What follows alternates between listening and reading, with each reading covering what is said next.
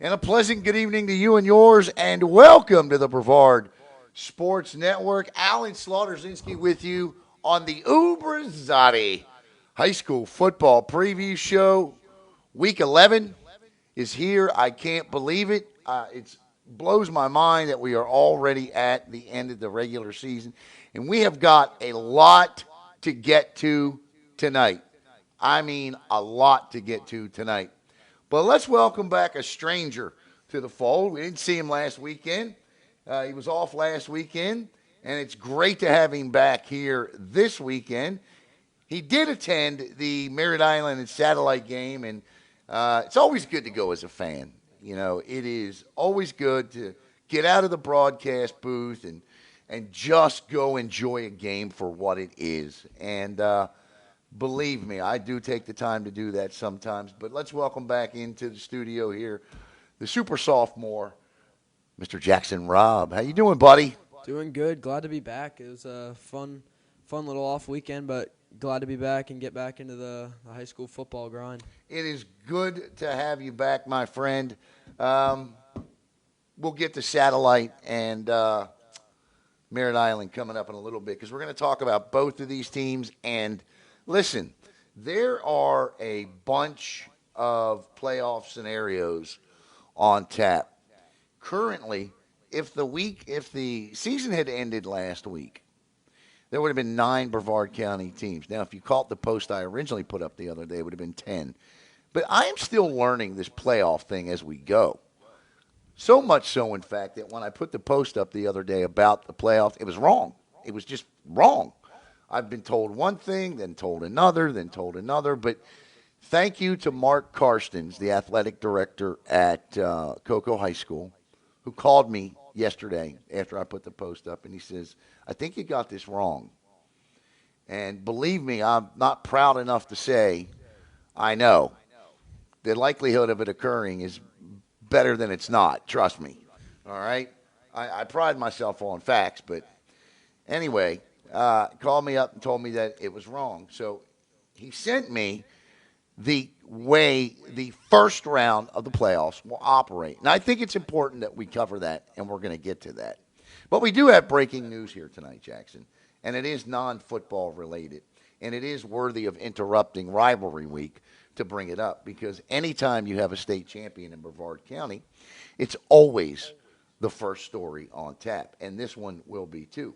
Congratulations to the Space Coast Lady Vipers who capture an FHSAA bowling championship over at Boardwalk and Bowling in Orlando. They defeat the Seabreeze Sand Crabs in Baker matches 3-2 to win the state championship. And, man, what can you say about the job those ladies did? And just want to make sure that we mention their names, which I didn't put in the post, which I will put in the post. But details are still to come on that one. We'll get the story up. Yep, let's go ahead. Yep, thank you very much, Caleb. Let's just go ahead and read their names. Yes, Coach Leanne Yennert and Chris Hamilton, congratulations. And the bowlers, Ariana Soares, Caitlin Knight, Emily Street, Adeline Oric Cole, Reagan Kelcher, Isabella Bodden, and, of course, I couldn't forget Brooke Street because Brooke had quite a tournament. Brooke not only is a part of the 2022 Space Coast Vipers State Championship bowling team, but she finished as state runner-up as well in the individual competition.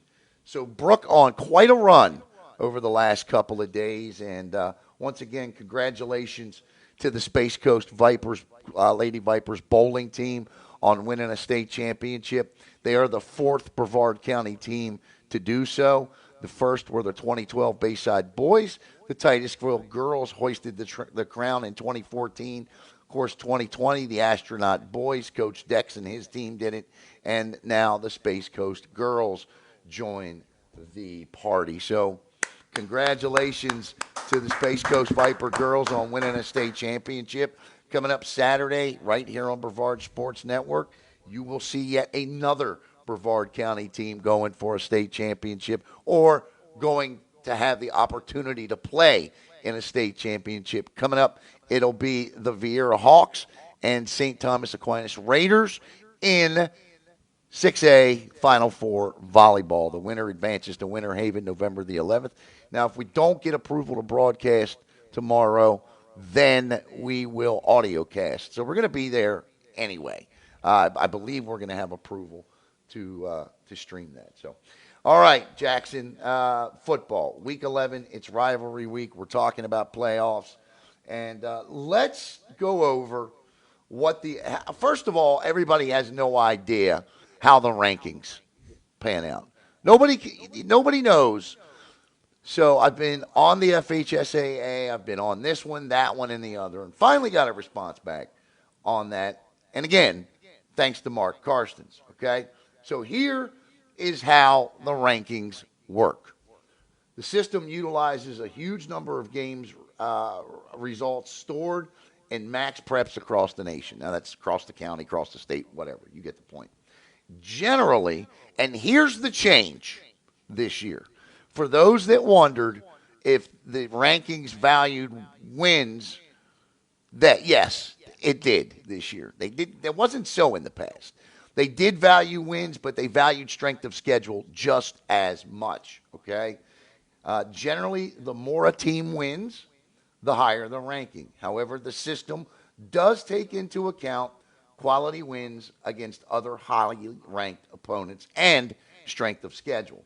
For example, a team's ranking is hurt more by losing to a team that is ranked below them than a team ranked ahead of them. Does that clear anything up? Probably not, okay? But at least an explanation has been provided. So that's all I can really ask for there. Now, let's take a look, once again, at the 9 teams that are currently in the playoffs, okay? Holy Trinity with a big win on Tuesday night, okay? They capture a district championship. What a job Hurley Brown has done there. And we keep talking about John Holmes and Ben Waldrop, but I would think that Hurley, who was our coach of the year last year, has to have some consideration in that as well. In 2S, the Cocoa Tigers, by way of district champion, Palm Bay and Titusville. In 3S, this is the bracket that's the most fun right now. Rockledge is in as a district champ. O'Galley, Merritt Island, Bayside, and in 4S, it's Melbourne. Now, here's how these rankings will be determined and who will host who. Where will this team go? Does a district champ automatically host a home game? Yes, but no. Let's take a look. So, playoff fields made up of 32 teams in each classification, right? Those teams are split into 4 regions with 8 teams each. 4 district winners and 4 at-large bids with the next highest rankings. Duh, we know this, right? So, what happens when a district champion is ranked 5th or 6th? Now, here's where the confusion has come in. I stated all along that just because you win a district championship, it doesn't mean that you will host a playoff game. That's true, and it's not true. Okay? Yes, I know. It's true if you're the higher ranked team in a district champion and you draw an at-large.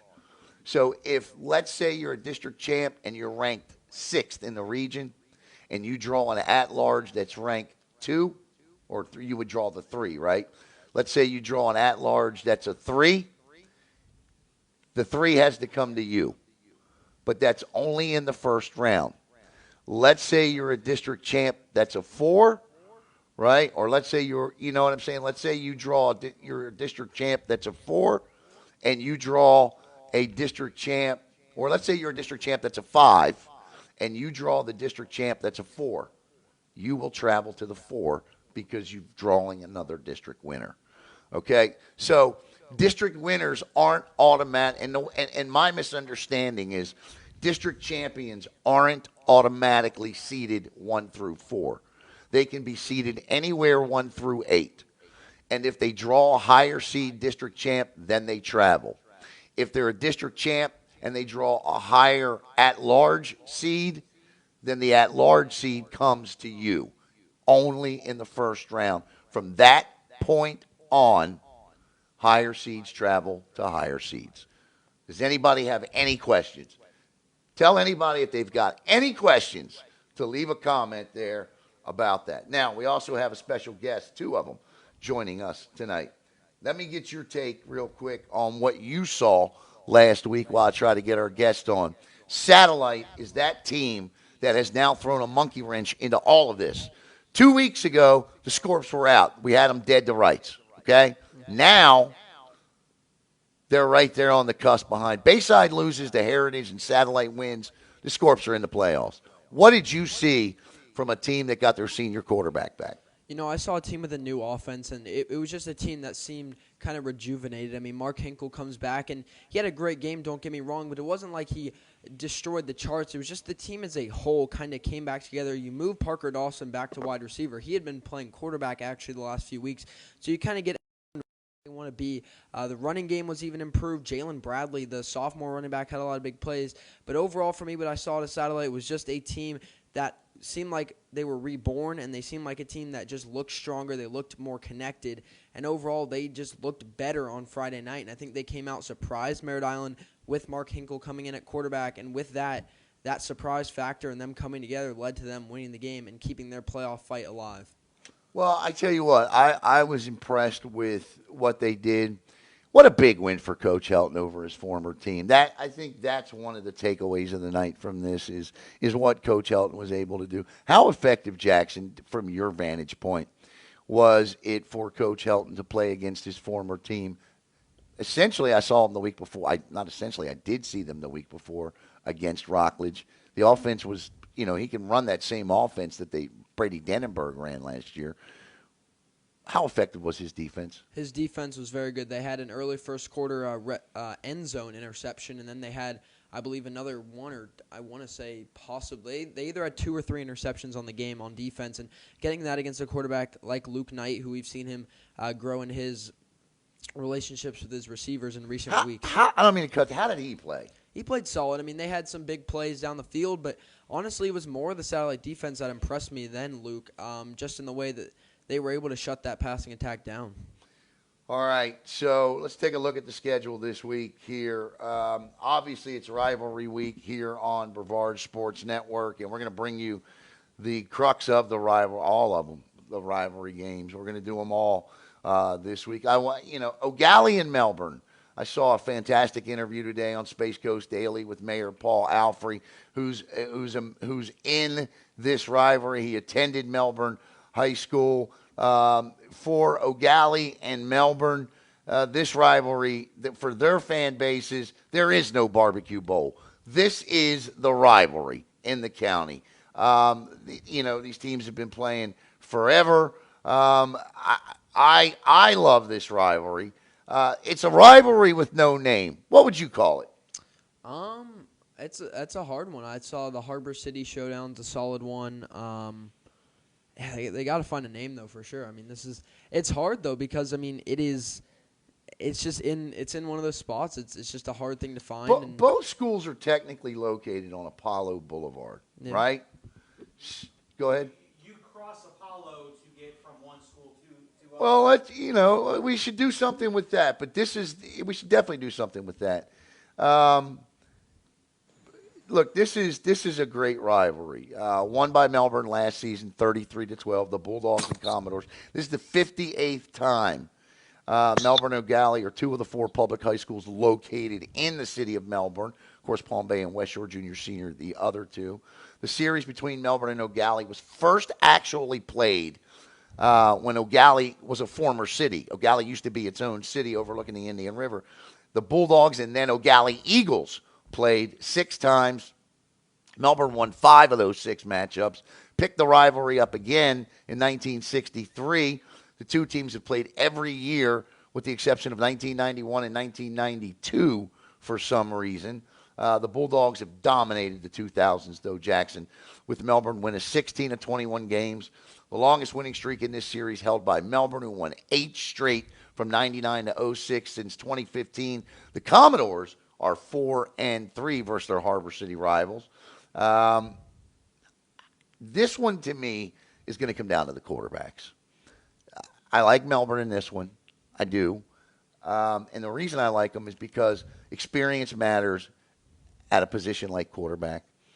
And O'Galley can run step for step. O'Galley can do everything that Melbourne can do, except at the quarterback position. And that's not a knock on Jamari Crooms. That's not a knock on Jay Latson. Their time is coming. But Hunter Turner is one of the best quarterbacks in this county. Now, the caveat to this is O'Galley's defense. They can get to Hunter Turner the way they got to Luke Knight at Merritt Island that night. You know, listen, if that defense steps up and plays the way it's capable of playing, then we got us a ball game. Melbourne's prone to turnovers at times. They're prone to mistakes. The defense Melbourne has is amazing. Jeff Benucci has done a terrific job with that defense for the second consecutive year. So I expect a big defensive battle. I think we do have our guest. We'll bring him on here in just a second. But I want to take a look here at the tail of the tape with O'Galley in Melbourne. 332 yards a game for Melbourne, 268 points a game. See, Melbourne's averaging 18 points a game to O'Galley's 26. O'Galley can put the ball in the end zone. Guys like Alvarez Baker, who is going to be a nominee for Offensive Player of the Year. Again, I say it week in and week out. Get him the ball in space, and he'll score touchdowns. Okay? And you may or may not have to block for him. Sandman up front on those lines, he's going to open up holes and force issues. Cody Black on that Melbourne line. This is going to be, as Jim Ross says on the WWE, a good old-fashioned slobber knocker. Who do you like? I like Melbourne in a very close one. I think this game it's going to come down to it. These are two teams I view very similarly in the way they play, and I like what you say about the quarterback. So I think if Hunter Turner can get into his game, that's what's going to be the X factor for the Melbourne Bulldogs. But yeah, these teams are very similar. They're both 7-2, and I know they both equally want to go out and win these games for their own playoff rights. And with that, it's going to be a close game. I like Melbourne just as of their recent stretch versus O'Galley's. I love what Wesley Lambert, the running back, does for this football team. But then again, I mean, you can't forget about O'Galley. I mean, they've got Tay Welch back there, D.L. Hardison, who just committed to Florida State. So they've got, speed and speed and speed and speed for days. Melbourne's good. That defense, Logan Barnhill, Woody Sweet, all of them are going to have to contend with this tomorrow. And it's going to be a lot of fun. It really is going to be a lot of fun. The game is at O'Galley. All right, let's see if we can get our guest on. He appears to be in the dark. Oh, there he is. Coach, can you hear me? Yep, I got you, buddy. Can you hear me? All right, buddy. Let's welcome in the head football coach for the Cocoa Tigers, Mr. Ryan Snyder. Coach, we spoke last week at the post-game show. Just kind of take us, if you would, a little bit through the week of practice. How would you look at this week of practice? What would you say about it? Yeah, we've kept our routine. I've always been a firm believer that there's safety in the routine. The kids are focused. Everyone knows who we're playing this week. But I'm proud of them. They're not making anything big of it. It's their usual routine, the usual steps that we take every week, and we feel good about where we are right now. Coach, you look at your team, and I know that you're not the kind of guy that looks back, but as this team has progressed throughout the year, what do you really like right now that you're doing? What is it? What's the thing that you feel your team is doing really well at the moment? Oh, our passing game's strong. We're doing a great job up front, protecting. Our defense is flying around and playing great football. The biggest thing is we've gotten better week in and week out. With the teams we played some serious teams who've Maybe best if you where not we play. faced adversity. Getting Smith in But for a Rockledge. we're playing pretty good football right now. Coach, what I really like, and I'm going to ask you about your quarterback because I don't think a lot of people know the kind of season that he's truly had this year. You take a look at your quarterback, and he's had an amazing season. There's his numbers on the screen 25-14. I believe he's got a shot at the uh, passing touchdown record there with 32, 5 interceptions, averaging 315 a game. Thing that impresses me is he's completing 67% of his passing. The transfer comes in just like Davin last year.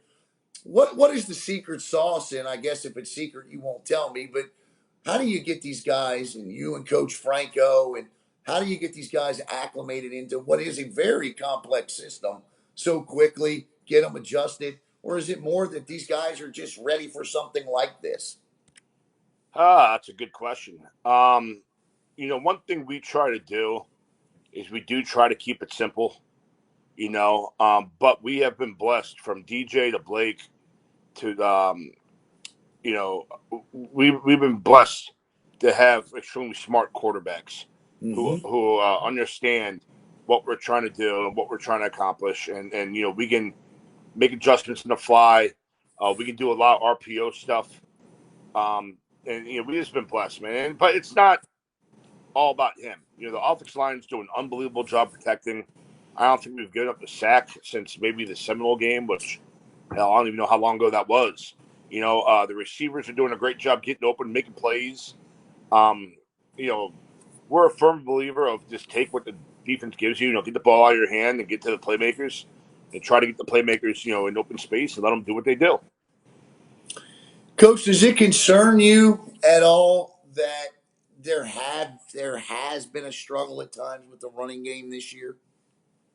Yes, but also like people, you gotta understand, like a lot of the receiver screens and the quick passing game we do is Yeah. just an extension of the running game. So yeah, we'd like to be a little stronger there, but you go from Kazai to OJ. Those are two really good running backs, and Bridgewater and Malachi Coney. They're doing a great job, but we gotta get better up front, and tell you the truth, our passing game has been so strong that maybe as a play caller, I've been a little too quick getting away from the run game, getting to the passing. Because as an ex quarterback, sometimes you sit there and, oh damn, that's wide open. Let's do that. You know what I'm saying? That instead of maybe sticking with the run game a little bit too, a little bit longer. But overall though, we're playing really good football right now, and we just want to stay in our rhythm, stay in our routine. Coach, I know how much you are about the community here with Cocoa Tiger head football coach Ryan Schneider. Coach, I know how much you're about the community. We were just talking about O'Galley and Melbourne and that rivalry and what it means to the Melbourne community. But this game is so much to this community. There's so many similarities between these communities. These kids played together. They still play together in 7-on-7 in the off season. I mean, Coach Younger went to Cocoa. I mean, there are so many ties. What is your favorite part about this game? What is it that you said this was your favorite All right, week on Friday night? so I'm happy you asked that question because it is. I never thought about it, but it just popped in my head when you said this. This will be the fifth game, right? The fifth barbecue bowl that I've been a part of. And my favorite part, no bull crap, is after every game, no matter who wins or who loses, the kids come together and they all hug each other and they're taking pictures. It's there's cousins playing against each other. There's guys who play little league. It's the same kid. It's the same neighborhood. You know, Yep. it shows you like yeah, you can dislike each other during the game and during the week. But once it's over, I think there's a respect thing there that, we all realize, man, it's the same kids coming from the same streets that they all know each other, and that's always been pretty cool. It kind of shocked me my first year of wow, they're all going over there like taking pictures together. That's kind of different. But then you think about hell, what our school is probably 4 or 5 miles apart. It's the same kids in the same streets. So I've always thought that's pretty cool for such a heated rivalry that it ends there, and it's a special moment. Rockledge was Cocoa in Yeah. 1970. It's fun. I mean, the school was born from me. The schools were born from each other. And, as I wrote the other day, you've got dads and grandfathers who have sons or had sons or have sons that, they may have went to Cocoa, but, their kids are going to Rockledge and vice versa. And, it's really an amazing dynamic. It really is to me. And I was so glad tonight, and I don't know if you got a chance to attend, but they finally Brian Goins and Kira Yep. Joyner got a party together at the Crack and Crab there, and I think both communities came together there tonight. And I just want to say, it's just been a blessing to be a part of this, to be able to see you guys play in this game, and it's a lot of fun. All right, let's get down to brass tacks here. Tomorrow night, we look up on the scoreboard 5 minutes into the game, and the scoreboard's out. How do we know things are going good for you? What three things or two things do we need to look for tomorrow night to know things are going Coco's way? Man. Up front, up front, they're strong up front. We're strong up front. The battle up front's gonna be very important. Turnover battle, um, obviously, is gonna be very important. And then, can we get in our rhythm? Can we get, you know, into the flow? That'll be important to see. But it's all gonna start up front. Offensive defensive line. The big boys up front's gonna to win the game for either team. No, I couldn't agree with you more, Coach. Listen, thank you so much. Can't thank you enough for your couple minutes here tonight on the Ubrzati pregame or Ubrzati High School Football Preview Show. Good luck tomorrow night, Coach, and can't wait to see you guys. Appreciate it, man. Go Tigers. Yep, thank you. Yes, sir. Coco Tiger head football coach Ryan Schneider and Jackson. Let me get the microphones here in just a second. We'll be good. Yep. As I get our next guest on, I'm curious to know what your take is on this game tomorrow night. Yeah, this is going to be a great game. Honestly, this is the game, everyone looks forward to in all the rankings, all the controversies, whatever. It's Coco Rockledge end of the year, and I'm not disgracing Melbourne and O'Galley because that game I also think is going to be great. But this is the one this year especially because, it goes week by week. Coco's seems like the best team, and then Rockledge goes back and does their thing. These are two solid football teams up and down with, maybe minor inconsistencies, but nothing that'll stand out, nothing that is blatant, and nothing I think that can be taken advantage of. So this is just going to be going out there who wants it more, and it is going to be a game, again, who wants it more and who's more prepared for this one, because these are two teams that can both go out and win a state championship. These are both teams that should go out and win a state championship. As you saw on your screen there, I was putting up the tail of the tape, and there are some glaring differences in these numbers, Jackson. And take a look at them. Rockledge, offensively, 8-1, offensively, 185 rushing yards a game. Cohen Graham Johnson and Jamarion Stevens, best running back combination in Brevard County. Love what those guys do back there. I was talking to a coach from the Cocoa Tigers staff yesterday that said, Alan, in my years of working in this game, this is the best I have ever seen the Rockledge Raiders look. They do everything well, and that includes the team that whipped our butts a couple of years ago. They do everything well. They play defense well. They throw the football. They don't throw the football a lot, 111 yards a game, right?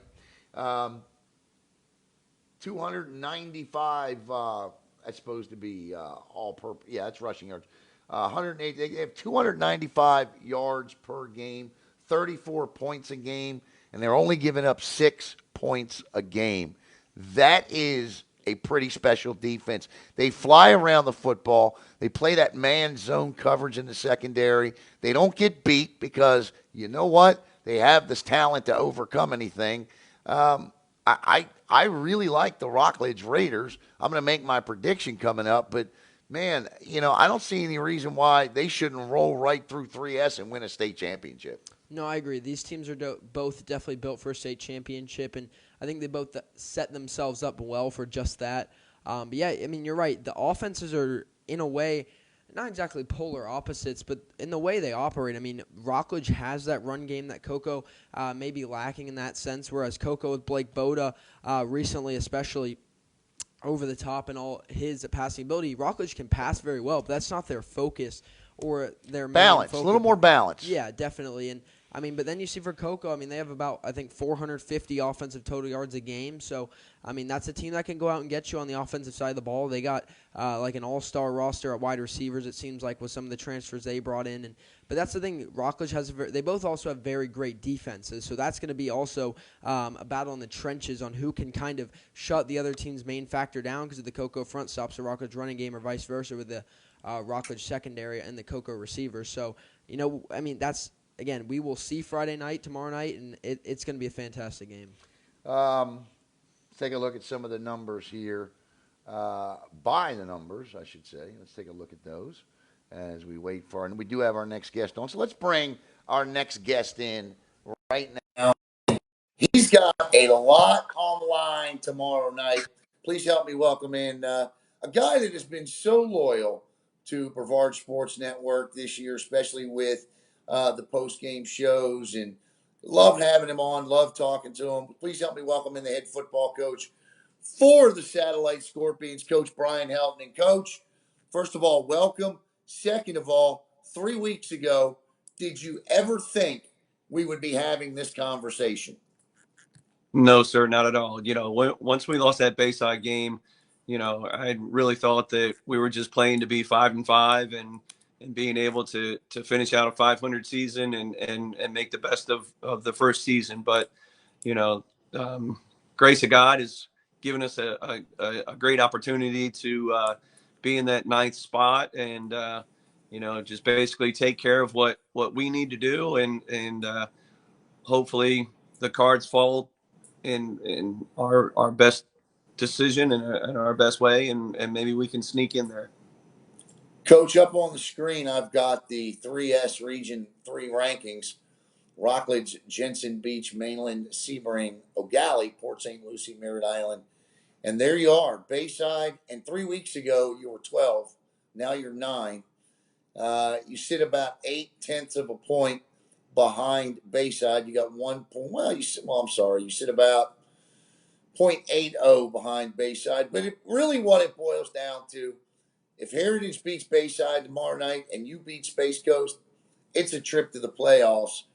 And again, as you said, you couldn't fathom what was the major difference last week for your football team. And I want to go back to that game.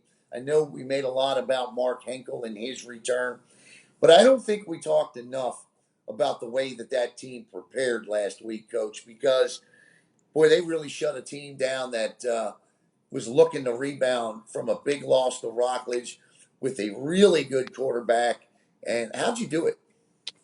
I just preached to them all week long that this is you. It's not about me. It's not about Tyler Murray. It's about the Mustangs and the Satellite Scorpions going against each other, and the best team wins. And you've got to be prepared. You know that they're a good football team. You know how good that quarterback is. You know they've got some threats on the outside, and I prepared for Brooks. I prepared for Dallas. I prepared for Luke. I shoved it down their throats all week long, and I kind of changed up the way that we practiced, and we just basically went team, and we didn't have any 7-on-7 or inside drills. It was we got done with Indy, we got done with our tackling drills and our tackling circuits, and the whistle blew, and we were in game time situation and game time mode at that point. All right. I love the humbleness of you, Coach. I really do. But let me take you back to Super Bowl 37. Okay. I don't know if you're familiar with which one that is. That's the one between the Raiders and the Buccaneers. And the head football coach for the Tampa Bay Buccaneers was John Gruden. Yeah. The previous 4 seasons, 5 seasons to that, John Gruden was the head football coach for the Oakland Raiders. John Lynch said, and I quote, "We knew everything they were going to do." Coach, how well prepared was your defense for that football game? I mean, you were on that staff last year. You do know that team. How about you take a little credit too?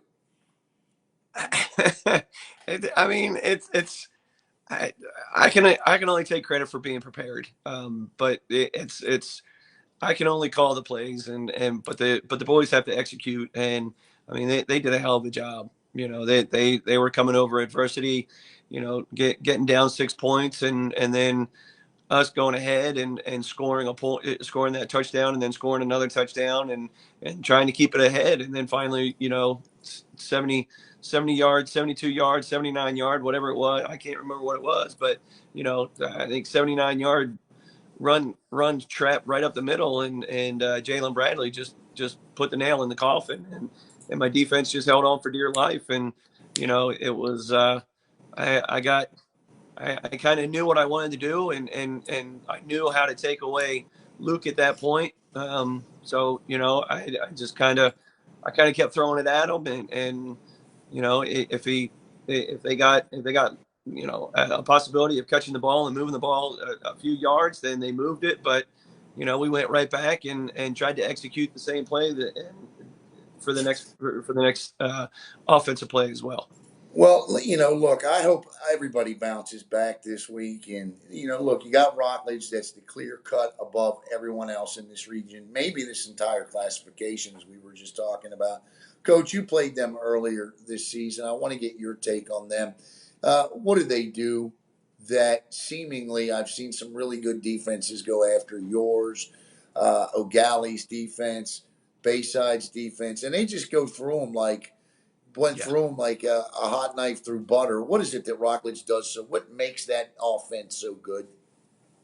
I mean, just look at the size of them. I mean, they don't get flashy. They're not that. I mean, all they do is they line up and they run what they run, and they practice what they run, and they execute their plays to the best of their abilities. And it's just they keep leaning on you and leaning on you and leaning on you and leaning on you, and you're gonna get tired. And I mean, those are some big dudes over on that offensive side of the ball, and you got some great wide receivers over there, and quarterback that's coming back off of his shoulder surgery last year, and or shoulder injury from last year, and he's feeling better now, and he's starting to get control of that offense, and he's got some good running backs in back there. I mean, they used four different running backs against us. They had Wow. they had five or six different wide receivers. So I mean, they've got the depth also to where they can just keep coming at you and coming at you, and they just wear you down. I mean, it's just a big team, and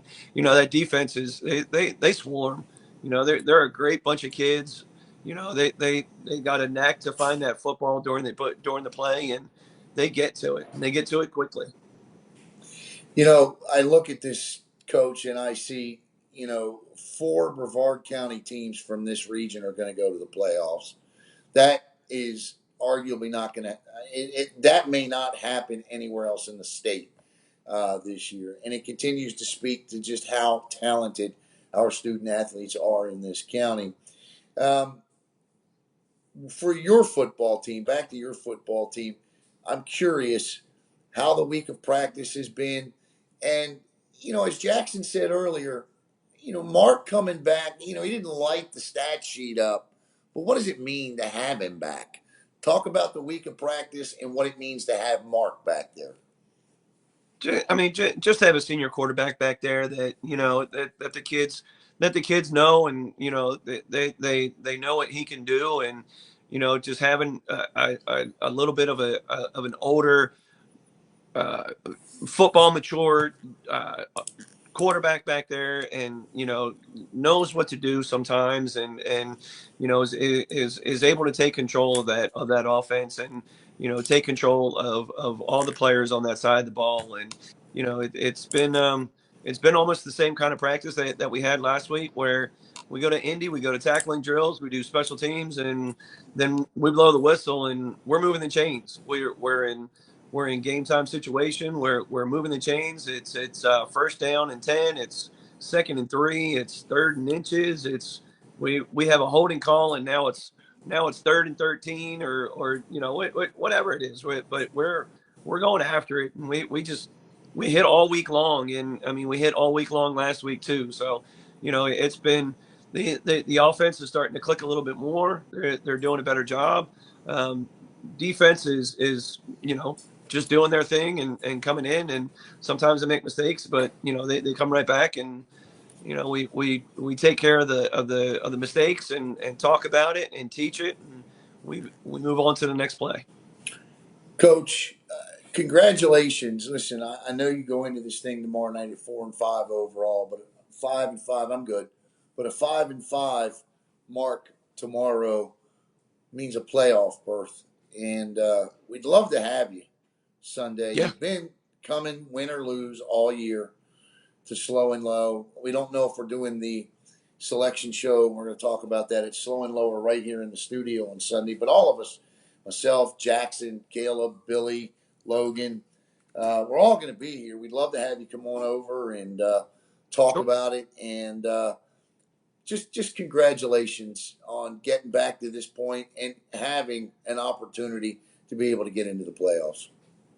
Thank you so much. I appreciate it. My boys will Coach, fought have a hard. great night, and we'll talk to you soon. Yes, sir. Thank you very All much. right. All right. I want to say thank you to Brian Helton and Ryan Schneider. Jackson. All right, buddy. I know you got Space Coast tomorrow night or Satellite tomorrow night. Space Coast is one of those retool and rebuilding programs. But what's the vibe around school? We talked a couple of weeks ago, and the vibe at school wasn't great. What is it now? It's definitely a lot better. I mean, having Mark back, everyone's back to going to the satellite games. I know, people are wanting to go to these games at senior night also tomorrow night. So to finish off the year with senior night, and I mean, whether the students know what the stakes are or not, I think everyone's ready to show out and watch this team no matter what. And the energy's kind of back, and definitely with this program and the direction it's going. And how it's kind of been rejuvenated here towards the end of the season. We're going to get back to the barbecue bowl coming up here in just a second. So let me get your prediction tomorrow night on the Melbourne O'Galley game. Yeah, I got Melbourne in a close one. I think it comes down. I think they match up well in most statistical categories. I don't think it's going to be a high scoring game. I think these defenses. Oh, hold on. I'm sorry. I forgot to plug you back up, buddy.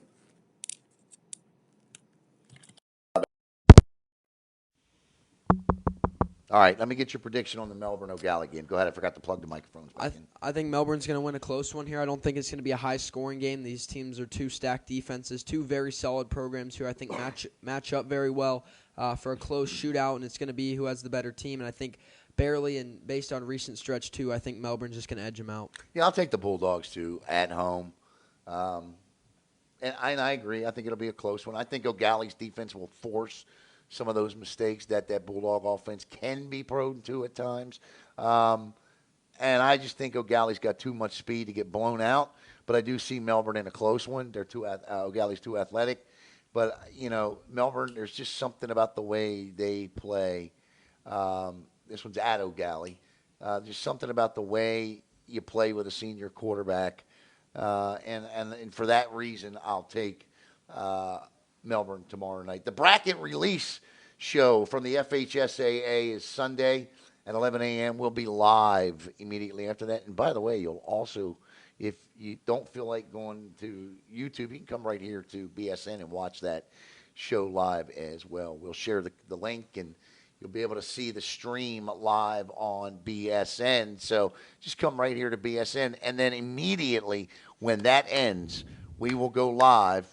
And this will be my 6th straight year on Selection Sunday, doing a Selection Sunday show. And it's just so much fun to break the playoff matchups down and to talk about them. And you'll be here, and I'll be here, and Billy Palmer and Logan Pettit. And we're trying to get Coach Blue. And so, maybe we can patch Donnie in for that one as well. All right, so that's 3S. And, I mean, basically, in a nutshell, there you see it. Right down here at the bottom, Merritt Island, Bayside, and Satellite. Merritt Island's got Vieira tomorrow night. Bayside's got Heritage. Satellite is playing Space Coast at Satellite. You're on the call for the Bayside Heritage game tomorrow night. But I'm going to ask you to make a prediction tomorrow night. How do you see this one? Man, I honestly think this is the least talked about rivalry game of the week. And, Barbecue Bowl is great. O'Galley and Melbourne's great, and I'm not saying anything about those. But Bayside and Heritage this week is going to be a big game just due to those playoff implications. And it's the biggest. Yeah, these teams are one of the closest. They're right down the road from each other in Palm Bay. And Bayside knows what they have to do. All they have to do is win, but that is easier said than done against a Heritage team. That is mighty hot. If you pay attention to the Super 7, they've been flying up, especially my rankings recently. So, yeah, Heritage has just looked a lot better the second half. You cut the season in half, you take that first half off, and they look like, a playoff team. Unfortunately for Heritage, that's not looking like it's going to happen. But what they can do is go out and beat their rival and knock them out of the playoffs while they're at it. And for Bayside, they're a good team. They've got some big wins, but it's going to be a tough fight. Heritage is looking solid right now, and the Bayside Bears are going to have to give it a a good fight like they always do, and they got a shot. It's going to be a close game. I do have Heritage in a close one, so but I think Bayside definitely has as great of a shot as anyone to go out and beat them. I like Bayside in this one. I know how well Heritage is playing, but I got to think that the guys from Bayside know. I just think that little extra something is going to be there. And I have another special announcement to make, too. Also, during the show on Sunday, and I almost gave it up here, right here, we are going to announce live the rosters for the Brevard County All-Star game. That's going to be seen here. I have the rosters right here in this device. Coach Broomfield sent them to me today, and I will release the rosters for the All-Star game live Sunday right here on Brevard Sports Network. How about that, guys? Fun. Sounds fun. That's pretty good. And we will be broadcasting the BSN All-Star Senior All-Star game. Huh? That's pretty cool, huh? Yeah, it is. And you'll find out who the rosters are, but you got to watch the selection show, which I'm sure is not going to be a problem. And then stay tuned to come back with us on Sunday as we break everything down and release the rosters for this big game. And Coach Broomfield has done a heck of a job. And, of course, now that we've thrown it out here tonight, I almost put him up on the screen, but I was like, no, don't do that. But I forgot I got the new iPad, so I thought I had the graphic there, but I don't. But we'll get the graphic up tonight for you. All right. So that's 2 of the 3 games. I want to say once again congratulations to Holy Trinity, who locked up a district championship. Let's take a look at 2S as we get back to the Barbecue Bowl, because in 2S Region 3, it's South Sumter, Cocoa, Palm Bay, Hudson, Denellen, Nature Coast, Titusville, Eustis, and Mount Dora. Titusville tomorrow night. Listen, I like Titusville to win tomorrow night. I do. My biggest fear with Titusville tomorrow is this. It's that they're a young football team, and I don't want to see them take anything for granted. But I don't think their coach is going to let that happen. John Holmes is an amazing football coach. For a man of so few words, when you got a microphone out, you know what I'm saying? He is humble, and he has got them ready to go. As someone who's had a chance to be coached by him in practice, he's one of the most intense players or coaches when it comes to intensity in practice, and he learned a lot of that from coaching with Coach Pat Lusk at Rockledge. Yeah, Coach Lusk. A lot of Coach Lusk. Yeah, and Coach Holmes. Crescent City at Titusville. Jackson, they do have a common opponent this year. It's Port Orange Atlantic. Crescent City needed a 14-point fourth quarter comeback to beat them. Titusville boat raced them 32-7. I like Titusville in this. And you know what? For the first time since 2014, pandemic year doesn't count because everybody went to the playoffs. But the first time since 2014, the Titusville Terriers are going back to the playoffs. Yeah, they are. Just credit to John Holmes and this crew, because, this is a team that swung an 0-10 year. Going back to the playoffs, and what I agree, I think will be a 7-3 season now. I think they'll go out and beat Crescent City and, stay grounded and win a game that they should win. And, yeah, for Titusville, that's huge. And, no matter who they face off against in the first round of the playoffs, I think they're going to go out and shock some people. I think they have a team that, you don't know what to expect. And I think that's what they have, that element to them. And they're a good football team. They got a lot of good players, a lot of good athletes, and I think they'll go out, win tomorrow night, solidify a 7-3 season in a playoff spot. Here's where the whole district thing comes to be a headache, is in this region with Palm Bay, right? Because Palm Bay is a 3 seed. You look up on the board, and they're going to host Sebastian River tomorrow night. They'll beat Sebastian River. I don't have any doubts about that, especially coming off the 35-0 loss to Cocoa last week. Theoretically, if nothing changes and 2.147, 3.275, theoretically, if Cocoa stayed 2, because they're not going to catch South Sumter, they could beat Rockledge by 40, and they're not going to catch South Sumter. Not with the difference in points, and I'm talking about these points right here is where you need to pay attention. Oh, let me get that off the screen. Right here is where you need to pay attention, where it says classifications. Right here, where my cursor is. 4 points is a lot of points to make up in a week. Um, Now, I don't think Hudson's going to catch Palm Bay, even though it's a .4 point differential. So this could potentially set up a first round matchup between you get 1-7 or you get 1-8, you get 2-6 or 2-7 and 3-6. 3 is Palm Bay, 6 is Titusville.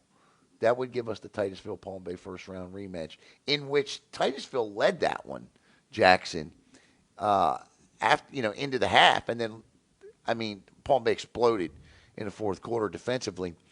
But I wouldn't want to face this Titusville team in the playoffs. No, me neither. Yeah, I just think they have that element of surprise that some teams aren't going to be ready for, even with a team like Palm Bay, who's already played them. I mean, this team is still different. I think this is a team that, again, yeah, Titusville led that game, so Titusville came out and shocked them the first time. I still think they have that factor. They're a good football team that I think teams may still tend to overlook. But, yeah, Titusville's not – they're one of those teams, kind of reminds me of a March Madness kind of thing. One of those lower seeds that you are still scared of to play. You don't want them. You don't want to see them across from you on a bracket, and that could be a team like Titusville that no matter the record or strength of schedule or whatever they are, no one really wants to see them across from them on Selection Sunday. No, they don't.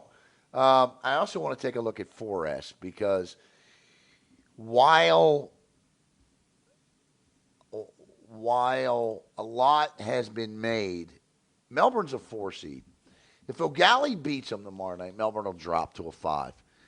And then they'll be one of those district winners that may have to host or may have to travel as a 5, right? The team you don't want to see is sitting down at 6, and that's Treasure Coast. They sit at 6.538 points. But let me pull up Treasure Coast's schedule. Take a look at this schedule. So they lost to Osceola by 9 points. The defending 6A state champ Jesuit Panthers, they lost by a point. Seminole boat raced them. But I'm told in that game that, let's just say it should have been a little bit closer. They rolled Martin County 28-7. They only lost to St. Thomas by 14.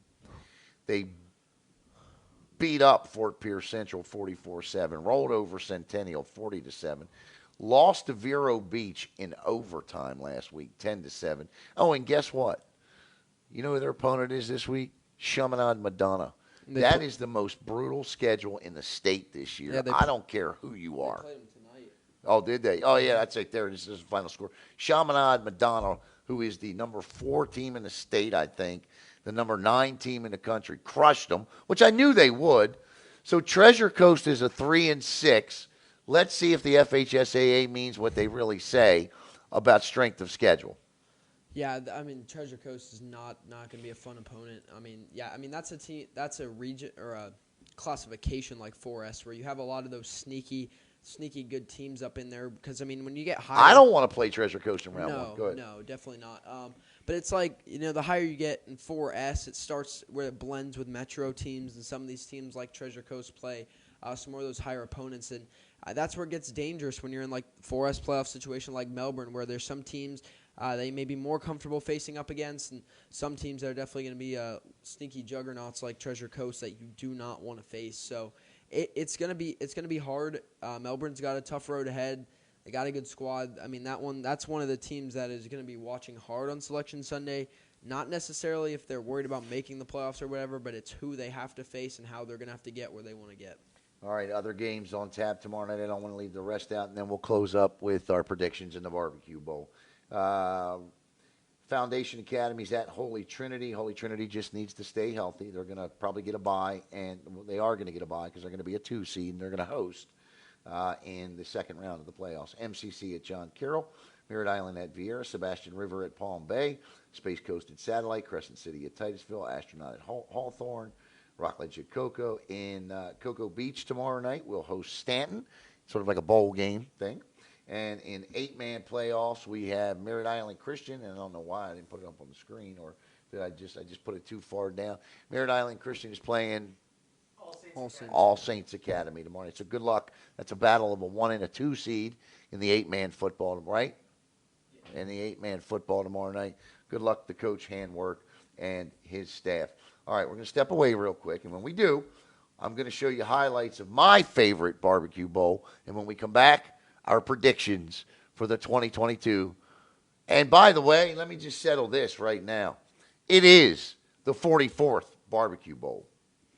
Ray Kamika, and I did this with him last year or 2 years ago when we had the trophy at Beef O'Brady's.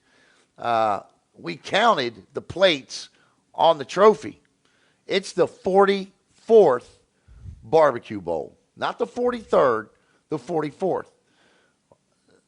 I think I saw another media outlet had 43rd. John Santucci wrote 43 in Florida. It's the 44th game. Okay? So let's take a look at the highlights of one of my favorite games, and then we'll be right back to break it down a little bit. Maybe best if he not play. Again, the Smith in for a Rockledge touchdown. Was against the Tigers. Down the middle. Caught. Great catch. Donovan Johnson. Everybody knows it. And the give is to Ross. Ross cuts back. And he is in for a Coco Tiger touchdown. 2nd and 5 now. Arroyo, 2 steps, throws. Nice pass. That's a pick six. You can forget about it. Virgil Marshall. Stared that all the way down. Yep. I tell you, he had Giles running. It's going to be, I'll tell you what, they had Ballinger, but Ross gets outside. Ross into the end zone. Touchdown. 4. Yep. Here in the second half. That is and on cue. Raheem Sanders at the 50, the 40, Sanders at the 30, 20, 15, 10, 5, 1 play, 80 yards, touchdown, Rocket Sanders. The give is to Ross. Ross, he's in this time for a no. Yes. Coco touchdown. There you go. 5-28. Nick King boots one straight up. I don't understand these kicks. Ball take a bounce, fielded at the 15, out to the 20, 25, and Raheem Sanders is at the 30, and 40, 20, 15, 10, 5. Touchdown, Raheem Sanders. Farmer one more time. Quick start, kicks the legs into gear, turns, and Farmer is gone at the 30, the 20, 15, 10, 5. Tay Farmer. Touchdown. With a 55-yard touchdown. Smith one more time. Why not? And into the end zone for a Rockledge touchdown. Avery Smith. 34-31. Here's the kick. Now, how does he not put this out of the end zone? And right, room to run. And look at this, Jaquez Hicks. Hicks at the 50, the 40, 30, 20, 15, 10, 5. Touchdown. Is that Jaquez Hicks? No, that's not Hicks. That's DJ Grimes. What a game that was. 45-34. And yes, Billy and Tyrone, thank you. I didn't know what the outcome was. So district champs will host in round 1. It's only the 5th time we've changed the damn thing since. But district champs will host. The amendment made tonight. I just saw the email. So thank you for that, guys. I appreciate that. As always, love the way.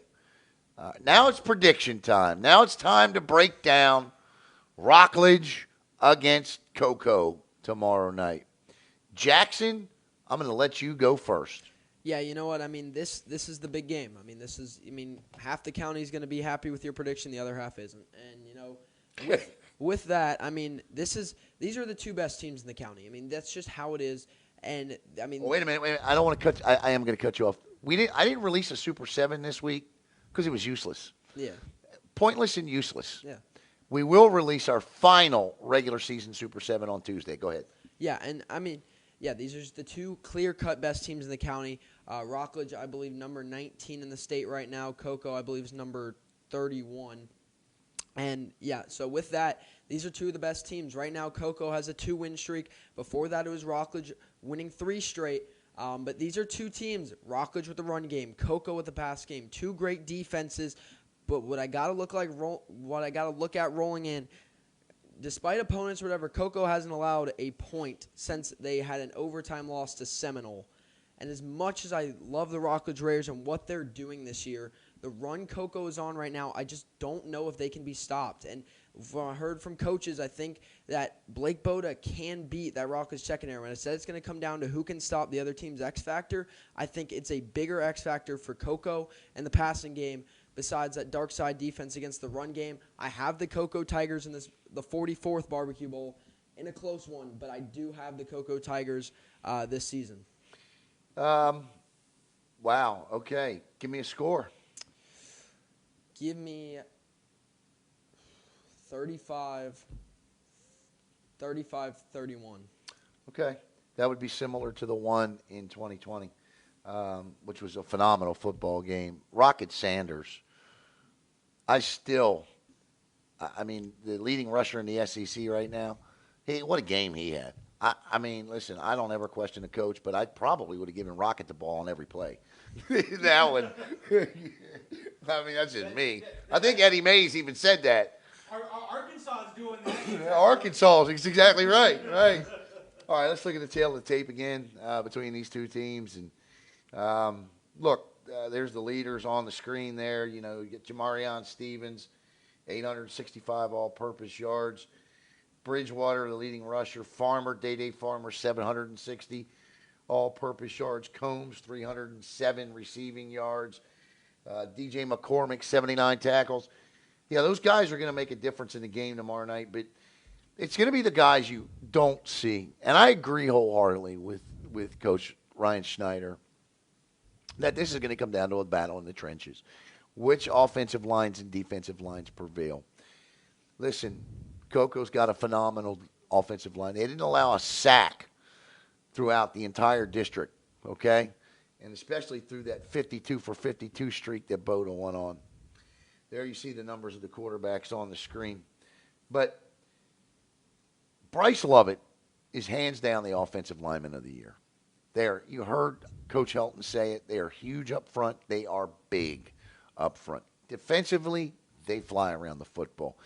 There is a reason why you looked up at the scoreboard when Rockledge played Merritt Island, when Rockledge played Bayside, when Rockledge played O'Galley, that those games were never close.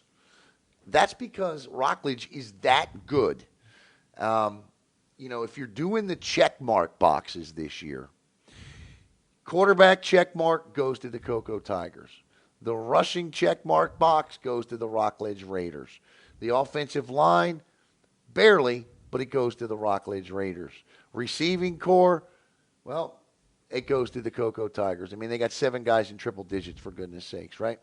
They even got a tight end now, Jalen Boggs. I mean, it's crazy. But I think tomorrow night, the best offense that the best game plan that can be executed in a football game like this tomorrow night defensively is not to have to play defense. And Rockledge has the tools to control the clock. Rockledge has the tools to run the football. You heard Coach Helton say it. They threw 4 different running backs at them last week. And to me, in playoff football, to me, in big-time football games, there are 3 things you must do. You must control the tempo and time. Go back and look at a lot of big football games and who wins the battle of time and possession. Generally, the team that has the better rushing attack does that. You don't win in the playoffs without a rushing attack. Go back and look it up. I mean, it holds true. You have to run the football. You just do. The Cocoa Tigers last year reached the state championship. O.J. Ross. Yeah, Davin Widener was our offensive player of the year, but O.J. Ross was our player of the year, okay? Look at turnovers. You cannot turn the football over. I don't care. You cannot turn it over. I like Rockledge's ability to turn opposing teams over. They do it seemingly all the time. On your screen right there, two of them turning Luke Knight over. I mean, this was just a deflected pass that ended up in the arms of DJ McCormick, and he has a nose for the end zone. That was the first one. Here's the second one here. I mean, they just find ways defensively to score. And the third thing is you can't miss extra points. You can't miss field goals. Now, I know Coco's got a 15-game plan. When I look at the things that matter the most in big games, the ability to do certain things, to me, matter more than others. Yeah, I know Coco can throw the football all day, but I think Rockledge can control it a little bit more. And I think that will be the difference in the football game tomorrow night. I don't think it'll be as high scoring. And I could be completely wrong. I don't think it'll be as high scoring as a lot of people think. I'm going to take the Rockledge Raiders 20-18 tomorrow night, 20-17 tomorrow night in an absolute slobber knocker of a football game. I think this one is going to be awesome to call. Yeah, I mean, the only other thing I can say, and I hate to keep bringing it up because I feel like it's been driven into the ground for Coco, that strength of schedule is going to show true, I feel like, and that factors into my prediction because we talked about Treasure Coast with it, but Coco with their out-of-county with Jones, Aquinas, and Yeah, but they Seminole. haven't played those types of teams in a while. True. You know what I'm saying? And I thought about that. Yeah, but, I mean, the only thing I just feel like is that may benefit them in just the fact that they've seen the teams that are going out and possibly doing what Rockledge is doing.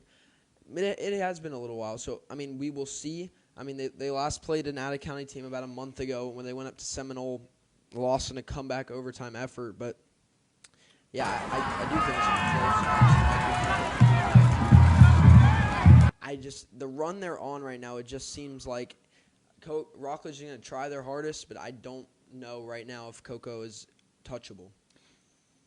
Okay, I hear you. And I feel the same exact way about the Raiders at the moment. I just do.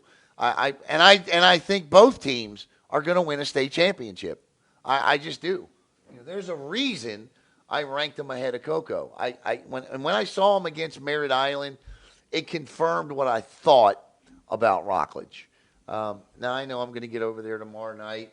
Are we good? Yeah, we're good. I know I'm going to get over there tomorrow night, and I'm going to get razzed by my Coco family over there tomorrow night. But I have to do my job, right? As I hit the wrong thing. I have to do my job, right? I have to break these down as I see them, and they know I love them, and I love my Rockledge Raider friends.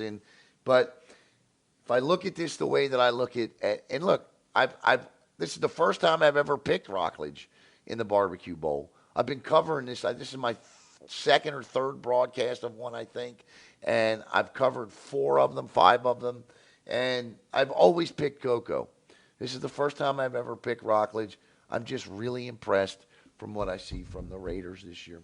And it's not that I'm not impressed from what I see from Coco, but there's a reason I have the Raiders just slightly above the Tigers at the moment. Caleb, what's your prediction? My prediction is Rockledge. I think Rockledge has the most. I agree with what your coach said. This is one of the best overall Rockledge teams we have seen in a long time, just as a complete team. And Raider Pride, baby, class of 2015. All of a sudden, he's an alumni, right? All of a sudden, he's an alumni, right? Raider Pride, baby, class of 2015, right? I don't see him over there jumping over those new hurdles. There's a lot of things that I would jump over. Jackson, final thoughts on this one, buddy. Man, it's crazy. It's the final week of the year, and the regular season. But I mean, we got a lot of Brevard teams going to the playoffs. So I mean, this is just the beginning. We got a lot more to cover, but this is going to set the stage, and we'll finally see. We'll finally see who's the best team in the county. Finally see who's second, third, fourth. All those questions can finally be silenced, and it'll all come down to the field tomorrow night, and that's what this whole season is going to lead up to. No doubt. And tomorrow, our Barbecue Bowl coverage continues at 1 p.m. Eastern Time or thereabouts. In the studio with me tomorrow, live, former Coco Tiger quarterback Davin Widener will be here, and Davin and I are going to talk about, of course, what's going on at Ole Miss, and we'll also discuss. Well, what else would we discuss? The Barbecue Bowl. So it's going to be good to have Davin in here tomorrow, right around 1 o'clock. I'll get a graphic up in the morning when I confirm the time with Davin. So we disagree on the Barbecue Bowl. We agree on the battle for Apollo. I didn't make, and we disagree on the Bayside game too. Okay, good. And don't forget, right here on after the games tomorrow night, we'll be live at Slow and Low for the post game show, which we have been every week. And we will also, maybe it's Slow and Low. I have to talk to Miss Nicole. I'm not sure yet, or here in the studio, wherever we are. You're going to see the 2022 FHSAA bracket release show live at 11 a.m. and immediately following the bracket release show, we'll break everything down. We'll talk to coaches, and we will release the rosters for the All-Star game coming up that you'll see here on Brevard Sports Network. So, Jackson, great to have you back. And, oh, by the way, we got a lot coming up Saturday, too. Just don't know how it's all going to pan out yet. So stay tuned to Brevard Sports Network for that one. Caleb, thank you. You 2015 alum, you. And Jackson, good to have you back, buddy. So for Caleb and Jackson, and for Cocoa Tiger head football coach Ryan Schneider, and Satellite Scorpion head football coach Brian Helton, I'm Alan Slaughter-Zinski. You've been watching the Ubrzati High School Football Preview Show. Have a great night, everybody. Boy, let's get it on!